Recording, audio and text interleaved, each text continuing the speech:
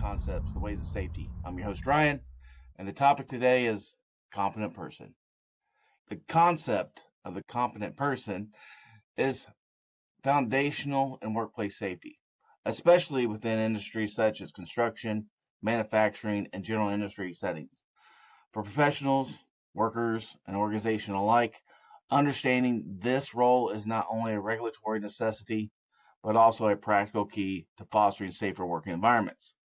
So in this discussion today, we're going to explore the Occupational Safety and Health Administration's definition, OSHA's definition of what a competent person is, examine the real-world implications of filling this crucial safety role, and discuss strategies for identifying, training, and empowering competent persons in the field, and of course inside manufacturing, but we're going to talk about construction as well.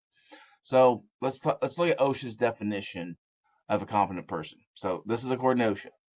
A competent person is defined as, so one who is capable of identifying existing and predictable hazards in the surroundings or work conditions which are either unsanitary, hazardous, or dangerous to employees. Also, who has the authorization, the authority to take prompt corrective measures and implement them. This definition appears in multiple OSHA standards, including those related to construction, the 29 CFR 1926, like excavation, scaffolding, confined space. This definition is not prescriptive about specific credentials or training, but emphasizes two core elements, and we're going to talk about them. So we have knowledge and ability. The person must have sufficient training, experience, or both, enabling them to recognize hazards. They got to have authority. The competent person must have the power to make immediate corrective actions to address unsafe conditions and situations. So let's go beyond that definition and what does it really mean? So let's break down that dual pillars of competence and authority. A competent person must be able to spot problems before they escalate. They got to recognize those hazards. This doesn't just mean following a checklist. It requires a practical understanding of the work, insight into the processes involved with that work, and an ongoing awareness of the changing site conditions, because that can change hourly. For example, in construction, this could relate to things like detecting unstable soil for improper trench support and excavation work, cave-ins, dangerous. Identifying unsafe scaffolding or incomplete guardrails, such great fall risk. Also, recognizing evolving hazards due to the weather or workflow changes. This level of recognition typically goes beyond what a newly trained worker could or should identify because it's rooted in experience, sponsorship, mentorship, and with continued learning. So let's talk about authority to act. The second aspect is authorization, and it's just as critical. It means the competent person has the organizational backing to stop work, make changes, enforce rules, and implement solutions. Sometimes, even when those decisions disrupt schedules or budgets. Without such authority, even the most knowledgeable individual is powerless to affect change. So, why is the competent person role so important? So I got 5 key items to discuss, and I'll go into the detail. They're not in any particular order, but the competent person serves as the first and sometimes the last line of defense against workplace incidences. Their intervention capability is vital for several reasons. Timeliness. Hazards can develop rapidly. Any delay in response can result in injury, property damage, or worse. And worse means death, of course. They have contextual knowledge. Each job site and project is unique, and decisions often depend on real-time conditions and know how to evaluate that. They have legal and regulatory compliance. Certain OSHA standards legally require a competent person to be present, particularly in high-risk situations like trenching and excavation. Also, another big thing, the worker confidence. Employees are more likely to trust and participate in safety programs when a respected, capable leader is watching out for their well-being. Think about that. Got to trust your safety person. So let's get into these 5 ones that I want to talk about. So number 1, the pathway to becoming a competent person. Let's talk about this. You have formal and you have informal training. And does OSHA require certification? Not always, but industry best practices may demand it. Could be a client. So the role of mentorship, on-the-job experience, and continuing education. How does one demonstrate it is a formal process? So is it a formal process or a judgment call by the employer? Let's talk about these 3 questions I just asked. So let's talk about demonstrating competence as a competent person, because it involves both objective and subjective elements. So in many industries, particularly those governed by OSHA here in the United States, there is no single formal certification universally required to be considered competent. Instead, competence is established when an individual possesses a combination of knowledge, experience, and the ability to recognize hazards and implement corrective actions.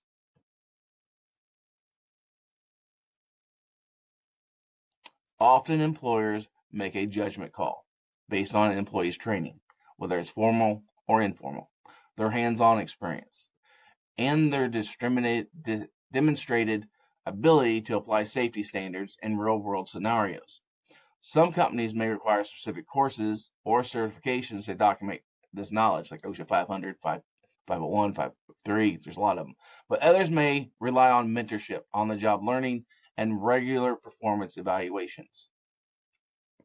So ultimately, while competence can sometimes be validated by formal processes, such as passing recognized training or certification, ASP, CSP, CHST, etc., much of it is determined by the employer's confidence in an individual's skills, judgment, and reliability in safeguarding workplace safety.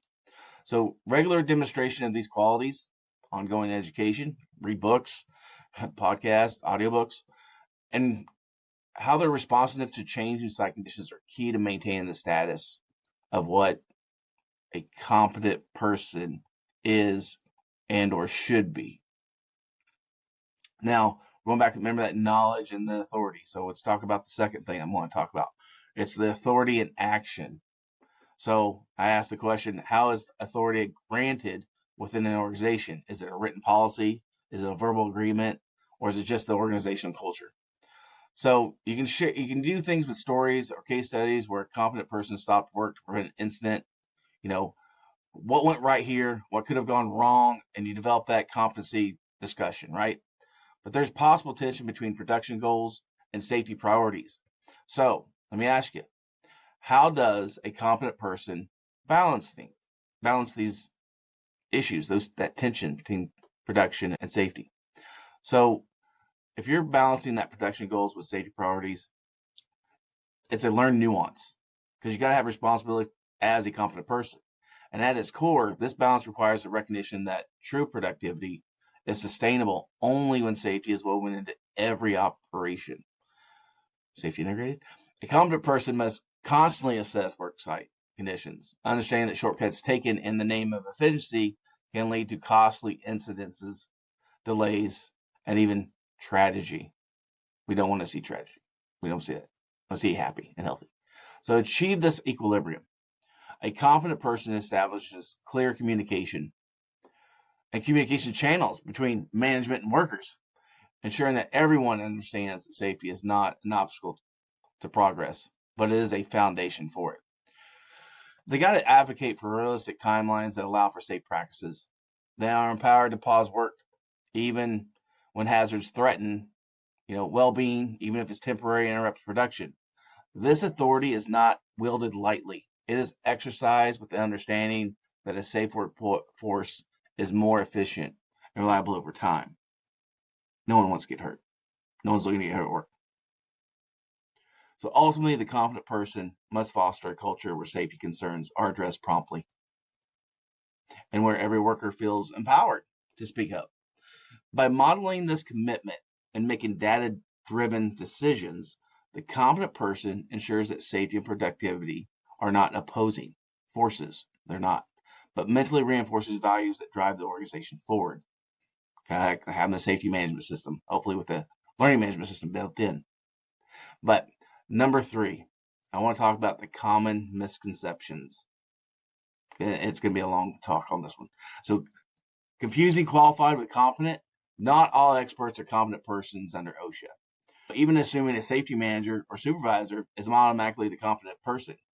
So this is why formal designation matters, a letter of designation from the company, especially if there is a chain of command that leads up to the executive level. After all, more and more CEOs and top management executives are being held responsible for lack of training or having a designated competent person identified who certifies the safety documentation, the policies, and of course, the safety manual. Believing that once competent, always competent, that's not good because things change even in humans. So competence must be maintained and demonstrated continually. A little dry throat. But let me clarify OSHA 10 and OSHA 30 real quick because there's some misconceptions in that. So the OSHA 10 and 30 training and the competent person, it's important to address a common misconception in many workplaces because they think completing OSHA 10-hour or 30-hour training gets you. No, it doesn't. By itself, it does not make an individual a designated competent person. While these courses are highly valuable, their scope and intent are often misunderstood. So let's talk about that. What are OSHA 10 and OSHA 30? What do they give you? So all they are is a standardized training course. It's developed by OSHA, Occupational Safety and Health Administration. And so the OSHA 10-hour course is intended for entry-level workers. All it does is provide a broad awareness of occupational health and safety hazards. That's it. Now, the OSHA 30-hour course is designated for supervisors or workers with some safety responsibility. Some, not all, some, offering a deeper dive into hazard recognition, prevention, and of course, regulatory requirements. But again, it did not designate them as a competent person. So OSHA 10, the 10-hour, focus on basic safety and health information. Workers' rights, they get to know what their employer responsibilities are to them are. And of course, common job site hazard. Now let's go back to OSHA 30. OSHA 30-hour expands on these topics with more in-depth. They emphasize on the management's role and advanced hazard recognitions. And again, the best practices for safety leadership. Does not say that they are designated competent people. Just you have an awareness. So again, these courses provide just an awareness of workplace hazards and how to identify them. The understanding of OSHA standards and worker rights under the law, that's one of the main things. What tools and resources are preventing incidents and injuries? Yes, they get a little certification card verifying completion of the course, but that's not a license or a qualification. All it is, you've gone through it and you have proof that you've gone through it. So let's talk about what these courses do not provide again. They do not designate someone as a competent person under OSHA's legal definition. They do not provide hands-on job or site-specific training required for certain tasks or roles. When you think about it, they do not guarantee the level of experience, authority, remember knowledge and authority, or ability to make safety critical decisions in the field. And they do not replace employee evaluations or designations of competency. So, understanding the distinction of what a competent person is, as defined by OSHA, is not just someone who has received general safety training. Instead, this is an individual who possesses both knowledge and authority. Those two keys, knowledge and authority. They have the ability to identify existing and predictable hazards and has the power to take prompt corrective actions. While OSHA 10 and OSHA 30 training helps build foundational knowledge, only the employer can designate a competent person based on demonstrated skills, experience, and judgment relevant to the specific work environment. Think about your safety people right now, ones that you've encountered. Now, think of OSHA 10 and OSHA 30 as a valuable stepping stone in a worker's safety journey, but not as that final destination. So true competency comes from a blend of education, practical experience, and the trust of one's organization.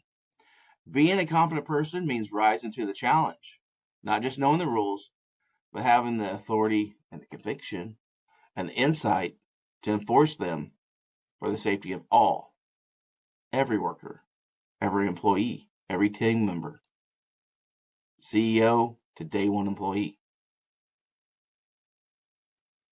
So let's get to my fourth point, and that is the human side of safety, and the importance of communication and the communication skills, leadership qualities, and the ability to build trust. A lot of safety professionals with the empathy and empowerment, they got to have that. They got to be able to create a culture where everyone feels responsible for safety. And then a lot of us, we deal with a pushback. So how should a competent person handle disagreement or resistance from peers or management? The get her done mentality. Pull away safety constraints, if you will. So when confronted with disagreement or resistance, whether it's from your peers who may see safety as a hindrance, or from management focused on timelines, a competent person must rely on a blend of diplomacy and resolve. So the first step is to actively listen. Understand the concerns and the motivations behind the resistance. One, it demonstrates respect and often reveals common ground. You can have that communication. That's not taught in OSHA 1030. And once the issues are clear, a competent person translates safety requirements into tangible benefits, not just for compliance, but for productivity, morale, and long-term organizational health. Sharing data on past incidences, highlighting cost savings from avoiding incidences or referencing regulatory consequences can help reframe that conversation. It's important to remain calm, objective, and fact-based. Avoiding confrontation while standing firm on non-negotiable safety standards. Sometimes it's hard to do, but you got to learn that nuance. And finally, the competent person models the courage to uphold safety. Even when unpopular, backed by support from leadership and a clear understanding of their legal and ethical responsibilities. Because your workers are going to emulate what you do as a safety professional. They will. They'll listen. They'll follow. Especially if you got a good team anyway. Over time, consistent, transparent actions build credibility. They make future pushback less likely, and they establish safety as an integral value, and it's not an impediment or a hindrance. So the fifth point I want to make is about evolving standards and future challenges. Break down each question. You got to be able to answer them, the what behind the why that they're doing it. So let's talk about the impact of like new technology. Can drones, wearables, or AI assistants, or can they replace a competent person's judgment? Or what about the situation with remote and hybrid job sites? How do you ensure a competent person is present or available? Or we'll talk about global perspectives. How do our other regulatory bodies use the competent person role from around the globe? Let's see this. So let's talk about first the role of technology in supporting the competent person. While technology was transforming the landscape of workplace safety, its role is best understood as an enhancement, not a replacement for the competent person's judgment. It enhances that competent person's ability. So let's talk about drones, for instance. They can provide real-time visual access to hazardous or hard-to-reach areas, of course, allowing for safer inspections and more comprehensive risk assessments, changing those bulbs on those towers up in the sky. So wearables such as smart helmets or sensors that can monitor workers' locations, the vital signs, and exposures to hazardous substances, immediately alerting both the worker and the safety professional to dangerous conditions. AI can rapidly analyze vast data sets, identify patterns, and even predict potential hazards before they manifest on site. Got to have the data points, though. However, the true strength of a competent person lies in their ability to interpret and apply the nuanced judgment and weigh not only regulatory requirements, but also ethical and interpersonal considerations.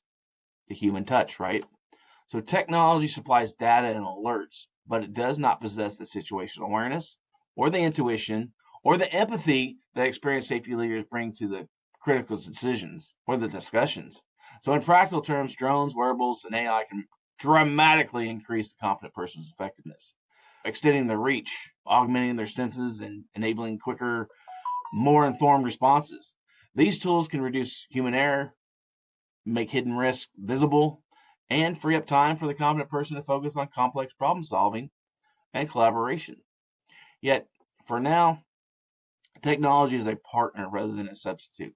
The competent person's insight, their leadership, and ability to inspire trust remain irreplaceable, ensuring that safety is not just a technical requirement, but it is a shared value on every site. So, remote and hybrid job sites. So I asked, how do you ensure a competent person is present or available, meeting that requirement? So ensuring a competent person for remote and hybrid job sites at remote hybrid job sites, mouthful there. So how do you get that presence of the competent person? Somebody equipped with the authority, there's authority again, the experience and knowledge, there's the knowledge again, to identify hazards and take corrective action. It's just as critical as on any traditional job site. Yet the challenges of distance, dispersed teams, and fluctuating schedules demand innovative solutions. So to ensure their availability and effectiveness, here's some recommendations. So you have virtual presence and remote oversight. So advances in video conferencing, augmented reality, and site monitoring technology allow a competent person to conduct inspections, assessments, and safety meetings virtually. So live video feeds and wearable cameras enable real-time walkthroughs and hazard identification, even if the competent person is physically distant. They're there in spirit, electronically. Yeah. So let's talk about the distributed, responsibility.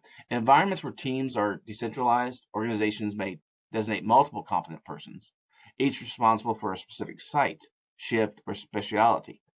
This ensures coverage no matter when or where work is being performed. So, like with mobile technology, our tablets and smartphones, loaded with safety checklists, reporting apps, and instant communication tools, empower the competent person to stay connected and receive alerts, and of course, respond promptly to instances or evolving risk. It's a major thing to have. It's safety in your pocket, if you will.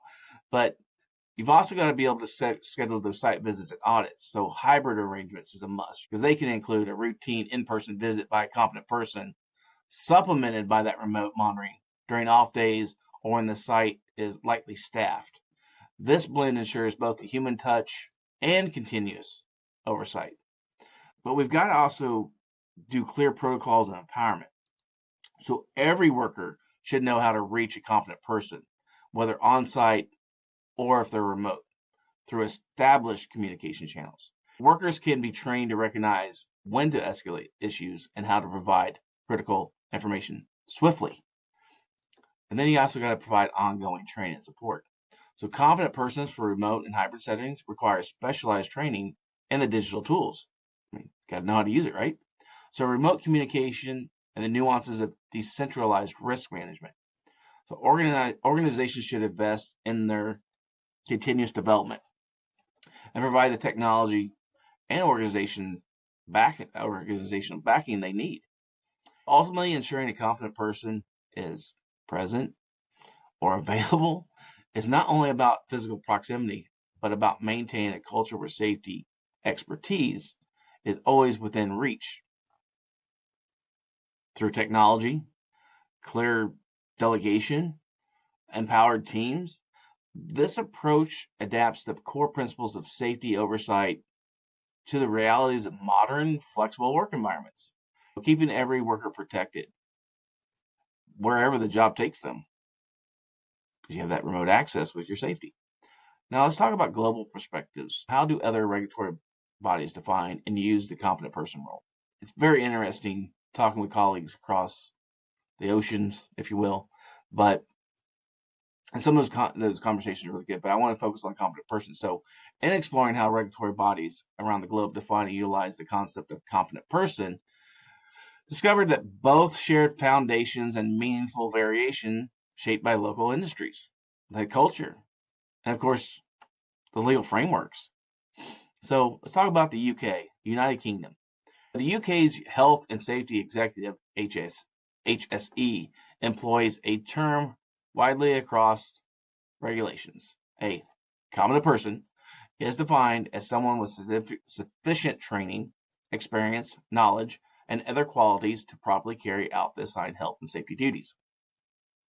For example, the construction, design, and management regulations require a competent person to oversee site safety. They have to conduct risk assessments and implement control measures.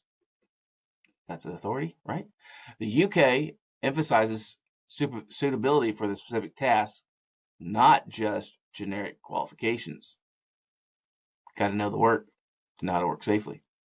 Let's talk about the EU, the European Union. So EU directives, such as the Framework Directive 89/391/EEC, mandate employers to appoint competent persons for risk prevention, first aid, firefighting, and excavation. Member states interpret and implement these requirements in line with their own legal systems. But the emphasis is consistently on expertise, experience, and the authority to take timely action. Now let's go down under to Australia. Safe Work Australia's regulations echo the notion of competent as a blend of relevant skills, knowledge, and experience, often documented by certifications or records of training.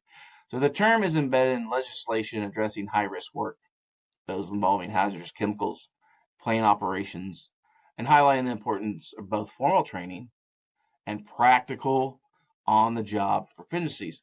Let's go to our neighbors to the north. Let's talk about Canada provinces and territories incorporate the competent person standard into occupational health and safety rules. For instance, the Canadian Labor Code defines a competent person as someone qualified through knowledge, training, and experience to organize work and protect workers' health and safety. Additionally, they must be familiar with the applicable laws and have the authority to correct hazards. Knowledge and authority. Knowledge and authority seems to be a theme here, right? So back to the United States. OSHA's definition is well known. A competent person is someone capable of identifying existing and predictable hazards and authorized to take prompt corrective measures. This person is required in numerous standards, especially in construction and excavation, where rapid response to potential dangers is vital. So, across all these jurisdictions, the core idea remains the same. A competent person must possess not only the technical skills and knowledge for the job, but also the real-world authority and confidence to act decisively in the interest of safety. The practicalities, such as required for certification or the extent of their power, may differ, but the commitment to safeguarding workers is universal. Let's talk about empowerment and support of that role. In many organizations, the competent person may feel isolated or under-supported. They're expected to uphold standards, enforce rules, and sometimes challenge management decisions, all while maintaining good relationships with the team. To succeed, a competent person needs a few things. They need ongoing education and access to update resources. They need clear lines of communications with leadership and workers. They need the recognition and support from the organization, even when decisions are unpopular. Empowering the competent person is not just about compliance. It's about investing in the people who keep everyone safe. Think about that investment. You're investing in people who are keeping everyone safe. The competent person, they are the cornerstone of your safety, especially when the competent person of safety. As I'm going to wrap up this discussion because I know it's a little bit of a long one. It's clear that the competent person is far more than a regulatory checkbox. Let's raise our standards. They are that living embodiment of the safety culture in action. They're knowledgeable. They have to be empowered. And they're committed to making sure every worker goes home safe. OSHA's definition sets the standards. And you've heard me talk about standards before. Raise the standard. But it's up to each organization to bring it to life through thoughtful selection, ongoing training, and general support. For you all that are listening, I encourage you to reflect on your own workplaces, your job sites. Who's your competent person? Are they empowered to act? And what can you do to support them or become one yourself? Because safety is supposed to be everyone's responsibility, but the competent person, they're uniquely positioned to lead the way. And what do I mean by leading the way? Leading the way means to ensure that integration becomes the foundation of every aspect of environmental health and safety, EHS or safety. There's safety practices, the safety practices within your work, and it's reflected throughout your organization's standard operating procedures, your SOPs. It's got to be in your policies and your safety manuals. By embedding these principles into the core of your company's culture and operations, you foster a proactive environment where safety is not just a checkbox. It's a shared responsibility and an ongoing commitment. If you can empower everyone to contribute to a safer, healthier workplace each day, can you give me the cost benefit for that? Because I think it's immeasurable. But thanks for watching. Please subscribe. Look me up on LinkedIn, Ryan Rinehart, Ryan L. Rinehart, I believe, on LinkedIn. I'm always looking for safety professionals to interview, share gripes, complaints, but also I like to share the success stories in our field. And even if you're not in the safety field, you may have a story or perspective to discuss that we all can learn from and relate to. And those are invaluable lessons. I like lessons learned over lessons mourned, but sometimes we have to talk about both. But till next time, live and work safely. And thank you. Thank you again